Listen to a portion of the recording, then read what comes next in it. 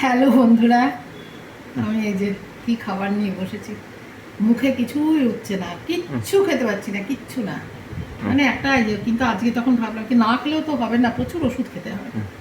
তা আমি ভাবলাম দেখি গরম ভাতের মধ্যে জল ঢেলে লঙ্কা আর একটা ছাতু, ছোলার ছাতু আলু দিয়ে মেখেছি, পেঁয়াজ লঙ্কা দিয়ে মেখেছি। এটা এটা আমার ভীষণ প্রিয়, ভীষণ। এতকাল তো খেতে পারিনি, এখন নর্মাল ডায়েট করেছে বলে খেতে পাচ্ছি। নিলাম আজকে এই জল ভাত দিয়ে, ওটা ভীষণ ভালো লাগে। দেখি খেতে পারি কি না। আর এটা হচ্ছে ঝিঙে পোস্ত করিয়েছিলাম, দেখি খেতে পারি কি না আমি। আর এটা ডাল, টক ডাল। আমাকে তো প্রোটিন খেতে বলেছে, প্রোটিন। মাছ তো এই যে মাছ হয়েছে, মাছ তো আমি টাচ করতে পারছি না, মাছটা দেখলেই কেমন লাগবে। তা ডালটা খেতে হবে, ওই জন্য ডালটা নিয়ে বসেছি। দেখি কতটা কি খেতে পারি জানি না, কালকে সারাদিন না খেয়ে আছি, তো চেষ্টা করি কতটুকু কি খেতে পারি।